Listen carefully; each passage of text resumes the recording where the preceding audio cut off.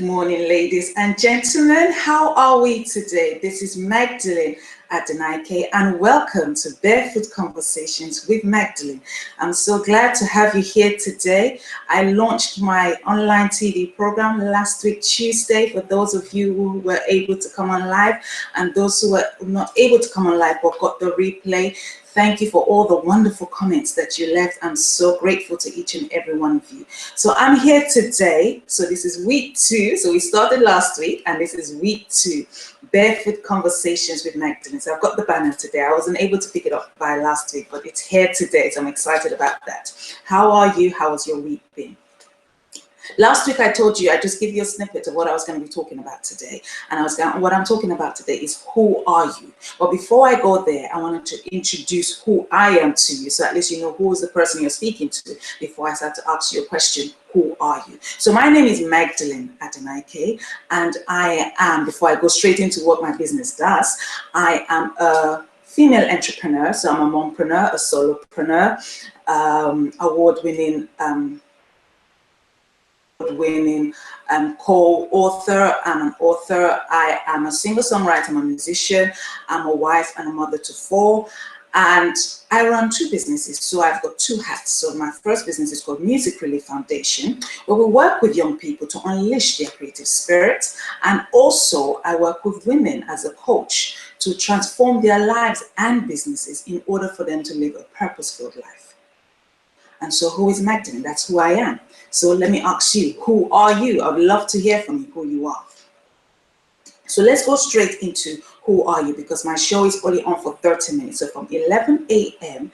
to 11:30 a.m. every Tuesday morning. So please, if you're not able to catch me live on air, please do watch the clip when I finish, and do leave your comments, because I really want to read from you. I've got some lovely comments on air and both on air and off air. So please do send them coming. I really want to. But I would also love to interact with you live as well, because that would also make me know that you were there and you're listening. And you know, it's just having that nice banter with you.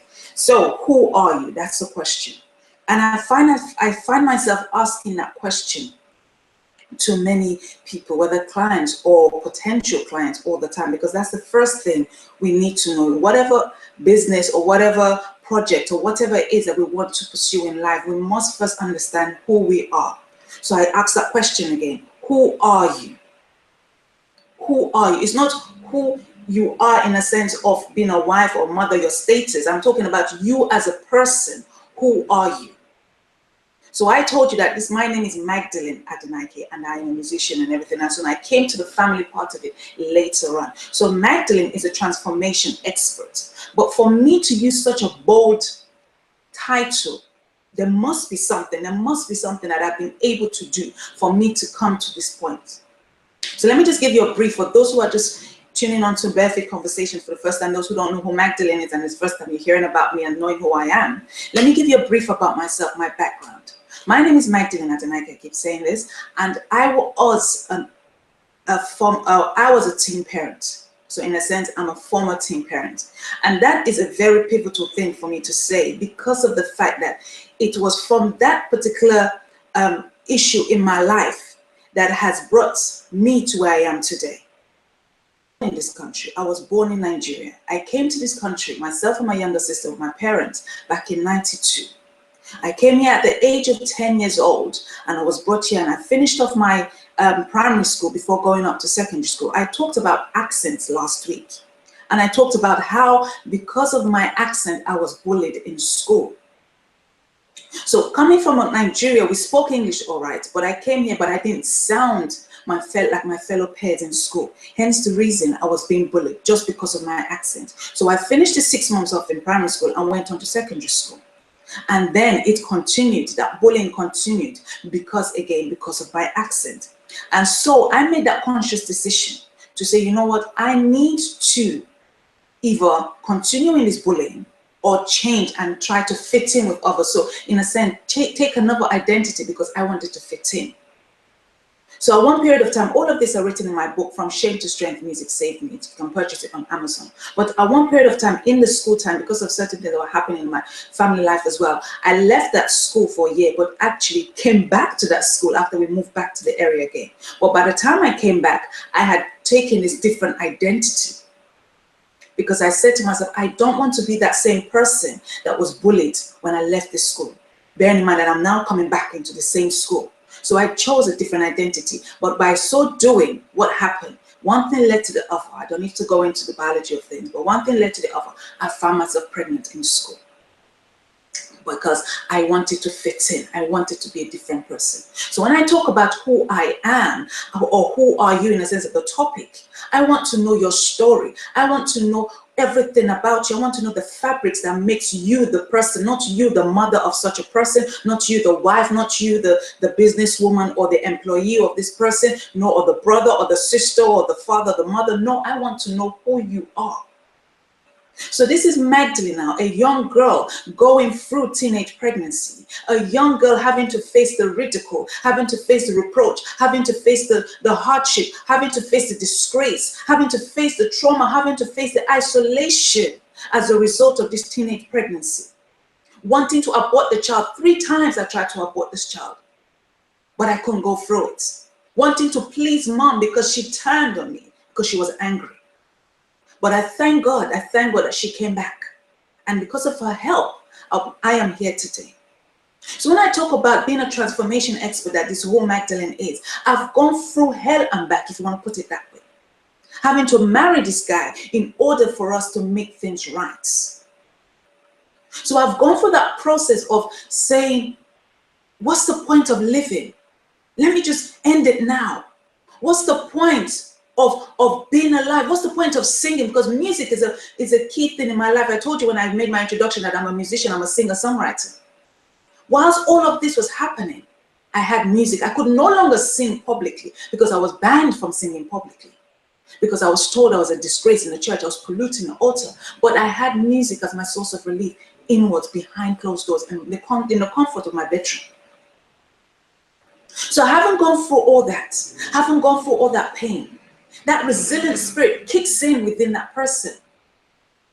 Everybody is different, but my faith in God, I talked about that last week. My faith in God, even with everything that was happening, was still strong. But when my mom turned around, it just helped me so much because I'd never changed a nappy before. So what do I know about having a baby and nappies and everything that goes with having a baby? But here I am, a young girl having all of this. So that resilient spirit kicked in to say, you know what? You have 2 options. You can die in this place, or you can try and make something of yourself. Bearing in mind that now my mom has turned around, my mom is willing to help me. What are you going to do? And I made that choice to say, even though my parents said go to university and I didn't want to do that, I said I wanted to work. And that's how I began to reclaim my life back. I was able to get a job, and I got my first ever job, and it happened to be with Barclays Bank. I was able to reclaim my life back. So when I ask you a question, who are you? I want you to go back into your life. Don't tell me that you are the mother of such a person. Don't tell me that you are the wife or the brother or the sister or the father, the mother, the auntie or the uncle of such a person. I want to know who you are as a person. I want to know your struggles. I want to know everything about you. What makes you you? I want to know those key things that happen in your life, those pivotal things that happen whilst growing up. That's what I want to know, because all of those things make you you. I'm able to stand here and speak to you, not because I've been interviewed on various media platforms before as a musician or as a speaker or whichever hats that I've been called in to do, whatever capacity I was called in to do to go in for those interviews. Whilst back home in Nigeria, little did I know that such a time as this would come. As a young girl, I had confidence enough to stand in front of my peers and teach them. I had confidence enough to stand in front of my peers and speak to them. What was I speaking to them about? Bible school, Sunday school. It was Sunday school. But I was standing, that was my training ground. I was standing in front of my peers to talk to them about the Bible. What did I know about the Bible at such a young age? I didn't know much. But I heard the stories that was taught to us by our teachers. So I was able to stand in front of my peers and also relay back those stories to my peers. And not only in the church setting, even in the compound that we live, I will rally around all the other children and be the one standing in their midst speaking to them. So from a very young age, that leadership trait, that confidence was already being built in, even when I did not know about it. So who are you? What were those things that you used to do? I've spoken to various people, both males and female, especially females, who tell me that, oh, I used to do this when I was younger. I used to do this, I used to do that. But then my question is, what happened? So when I ask them the question, who you are, they get stunned. They be like, I don't know. Because we have that ready-made answer to tell us, oh, my name is Magdalene and I am the CEO of Music Relief Foundation. I'm also the CEO of Magdalene where I work with women to train and coach them for their lives and business. That is standard. That is a structured thing that you've already learned, and then we've put it, it's already stuck in their head. So when anybody asks you that question, it just comes out. But that's not what I'm saying. I want to know who you are as a person. I want to know what makes you tick. What are your fears? What are your insecurities? What makes you happy? What are your joys? What are you excited about? With or without a partner, with or without children. I want to know you as a person. That's what we're talking about today. Who are you? And what has brought you to this place that you are right now, in whatever place that you are right now? How do you get to know yourself? How do you get to know yourself? That is a very good question. How do you get to know yourself in a world that is so busy? We are so busy. Technology has made it that even whilst you're sleeping, you're online. When the hours of time that we're meant to be sleeping, to be resting the brain. We have this little thing called the mobile phone that we're on there all the time, sending messages, looking at pictures, flicking through, and just whilst you're meant to be sleeping. God created a night season for sleep so that the brain is rested. But we are always there. We are connecting with people in different parts of the world because of the different time zones. So we're now connected. No more are we separated because of time zones and countries. No. We are all connected. Technology has brought us together. But what I'm trying to say to you is that, how do you know? How do you get to know who you are? Take time away from all of this. Take time away from all of this mediums that we are able to access at that time. Take time away and just sit by yourself and just be. Just sit by yourself in order for you to be, and so that you can get to know who you really are. What are the things? What are the joys? What are those things that you used to love doing? And as a result of growing up, you've dropped them because life kicks in, the pressures of life, the bills, the reality. You can only do that when you step back. When you step back and able to go and just kind of focus on your own self. You can only do that when you're no longer in the rat race of saying that I must do this and I must do that. So how do you get to know yourself? How do you get to really understand who you really are? It's by taking time out of the rat race and just spending time with you. Take yourself out on a date. Take yourself out on a date. You don't have to go anywhere. You can just be on a date in your house. Just chilling out in your bed, but just getting to know yourself more. Asking yourself questions. I ask myself questions all the time. I ask myself, I'm always talking to myself. People who know me know, I always talk to myself because I need to ask myself questions. And that's how I'm able to get answers to give me the fuel to move on to the next level. It's not a sign of madness when you're talking to yourself. That's how you get to know yourself. Have your pen and paper. It's all this is good. Having an iPad is fantastic. Having your phone by your side is fantastic. But I'm a lover of the pen and paper when you get to write things down. And that's what I'm talking. Get to write things down. In 2011, while I was coming to the end of my degree program, my lecturer, I can't mention his name here right now, but he said to me, when I approached him, I said to him, this assignment you've given to us, I want to do it, but I don't want to do it on someone else's business. I want to do it on Magdalene. And do you know what he said to me? He said, okay, Magdalene, that's fine. Go away, go and buy an A3 paper and just do a spidergram and write Magdalene in the middle. And then give me everything that Magdalene does. And that's what I did. So I went away I came back the next day. I went away. No, Magdalene's a musician. Magdalene's a choir director. Magdalene's a wife. Magdalene's a mother. And, you know, I just put these different things. So excited. Like, yeah, that's it. That's what I wanted. That's all he wants me to do. So I did that. And I came back and I gave it to him. And he said, okay, so I want you to go back now. And I want you to break it down again. So I was looking at him. I was like, what's this guy on about?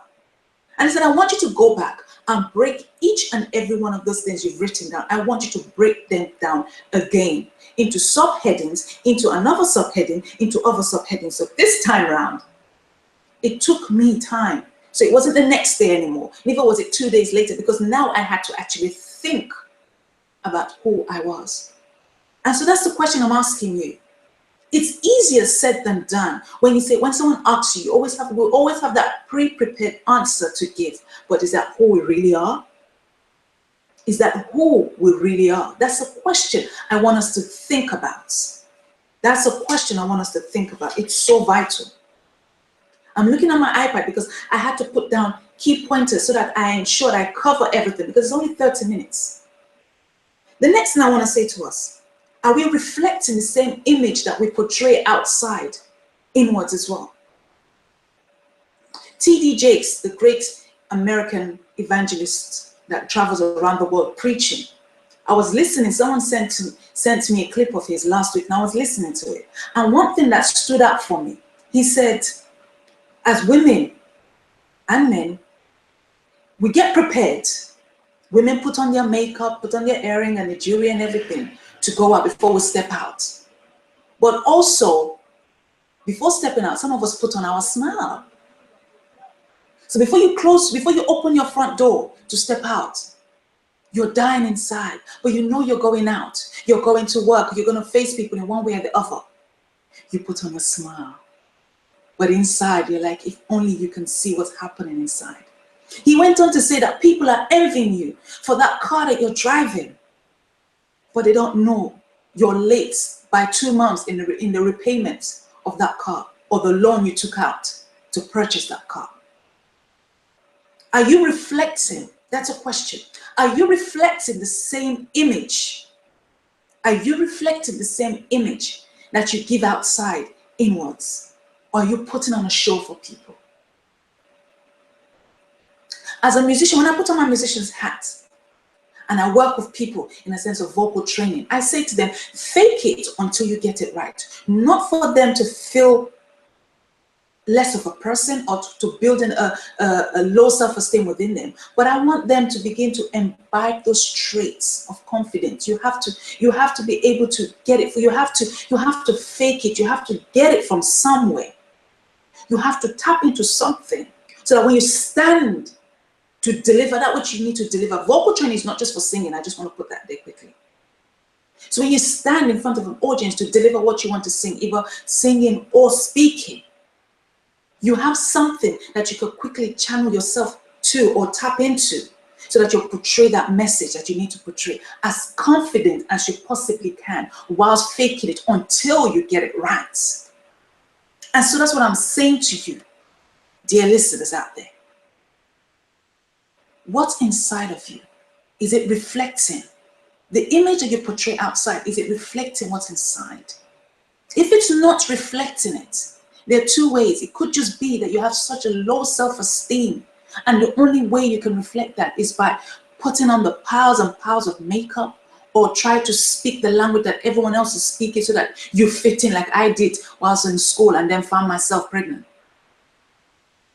Or it could just be that you're just a liar. That's just it. You want people to part with their money, and so you come across as if you're that sympathetic person or you're that empathetic person. And you know the feeling, you know how they're feeling, and you know everything about them. Really, you don't care, you just want their money. So that's a question I want to leave with you. The next thing I want to say to you, are you living, that ties in with what I just said, are you living a lie to impress others? In this world that we're in today, I've come to realize when I'm working with young people on the Music Relief Foundation or working with women on the Magdalene and the Nike, there's one thing that still stands the same: the human soul, the human spirit. We all want that desire of being celebrated. We all want that desire of being involved. We all want that desire of being acknowledged for that which we've done. There's nothing wrong with that. But are we doing it at the expense of others? That's a question. Are we doing it at the expense of others? Are we trying to impress people because of the fact that we see that somebody else is being celebrated and we're saying, why can't we be celebrated as well? You know, there's a saying that goes, and I keep saying it. I don't care how old it is, but I'm going to keep saying it because it's a very, very valid point. Rome was not built in a day. Rome was not built in a day. So for those who are being celebrated today because of their achievements, check their life story. They did not start today. They did not start today. They have started for a while now and have gotten to a point that they have achieved that which their initial goals that they set themselves. And they've gotten to the point that they're being known. People are acknowledging the works that they do. And people are celebrating as a result of those works. But they've put in the hard work. They've built the foundation. So for someone who hasn't built a foundation and just want to just rise up to the top without a solid foundation, trust me, you will come crumbling down. It will not work. Stop trying to impress people at the expense of somebody else. Stop lying to yourself. Be yourself. You know you need time. You know you don't have the expertise. You know that you are not strong in that yet. Stop pushing yourself and trying to compete with somebody else who is well advanced than you. Celebrate that person who is well advanced than you. Because when your time comes, you will also want people to celebrate you. So going back to my question again, who are you? Just because everybody is present doesn't mean you have to be present. Let me say that again. Just because everybody is present does not mean that you have to be present. Why? What does that mean? It just basically means that you may not be ready at this time. It's just not your time. And a wonderful producer said this to me in 2007. When you get to know me and hear me speak, I talk about key times in my life because those times I will never forget, because somebody or some people have said something to me or impacted me in such a powerful way that I may forget everything else, but I just can't forget those pivotal times. A wonderful producer said to me, 2007, I was at the studio and he said to me, Magdalene, is this the right time? I remember he was working with another American artist, she was there. And I said to him, oh yes, this is the right time. I just gave him a long list and he kept quiet and he smiled. And you know what he did? He didn't say anything else. He just called that lady and he told the lady to book a time with me to speak with me. And the lady booked a time and we spoke. I didn't get angry. I just listened to what she had to say. And she told me her story. She told me her struggles. She told me everything about her and to where she is today and how she's been celebrated at that time in 2007. And I listened and I said to myself, wow. And that's why I can talk to you now in 2017. I can reflect back to 2007 to what somebody said to me. And I'm like, wow. At that time, I thought I knew it all. No one can tell me anything. Little did I know that I knew nothing. And people needed to tell me everything. So I come back to you as we come to the end of today's program. Who are you? That is a question I want to leave with you.